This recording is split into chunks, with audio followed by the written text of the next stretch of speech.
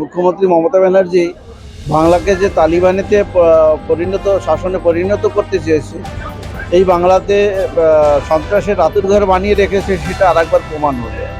সে খাগড়াগড় থেকে শুরু করে একাধিক প্রমাণ আমরা এর আগে পেয়েছি। মুখ্যমন্ত্রী মমতা ব্যানার্জির যে চিন্তাভাবনা, সেটা সফল হবে না। আমাদের সেন্ট্রাল যে এজেন্সিগুলো, তারা তার পর্দাফাশ করছে। এইসবের দায়ে আগামী দিন মুখ্যমন্ত্রীকে জেলে যেতে হবে। এর আগেও বাজি কারখানার নামে দেখা যাচ্ছে বড় বড় বিস্ফোট হয়েছে, বারাসাতেও এর আগে হয়, নীলগঞ্জে।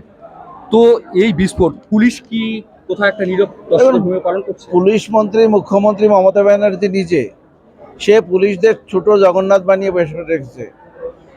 চটিচাটা পুলিশ, দলদাস পুলিশ হয়েছে। তাদের দরকার আছে ভালো পোস্টিং, ভালো মোটা টাকা ঘুষ, সেটা পেয়ে যাচ্ছে। বাংলার জনগণ গোল্লায় যাক দেখে লাভ নেই।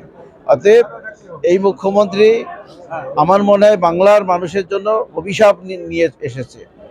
একে মানে যত তাড়াতাড়ি পারি এই বাংলা থেকে বিদায় দিতে হবে।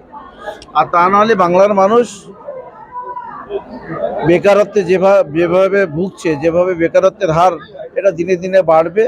আগামী দিনে বাংলা মানে এমন একটা জায়গায় যাচ্ছে, বাংলার মানুষের লজ্জা হচ্ছে যে আমরা বাংলাভাষী। আপনার লড়াই কতটা কঠিন মনে হচ্ছে? আমার কোনো লড়াই হবে না কারোর সঙ্গে। ওই বাকি যে তিনটি দল আছে তাদের মধ্যে লড়াই হবে, আমার সঙ্গে কারো লড়াই হবে না।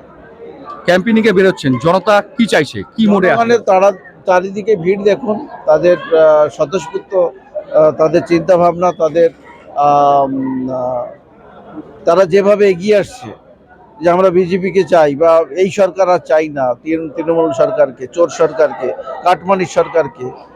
বাংলা থেকে যেভাবে মানে শিক্ষিত সমাজকে মেরুদণ্ডহীন করে রেখেছে, এই সরকার চাই না। শিক্ষিত সমাজ এবং যারা বেকারত্বের নিচে আছে, তাদের সকলেই চাইছে এই সরকারকে পরিবর্তন করতে। কত মার্জিনে জেতার সম্ভাবনা? 2 লক্ষর বেশি ভোটে জিতবো।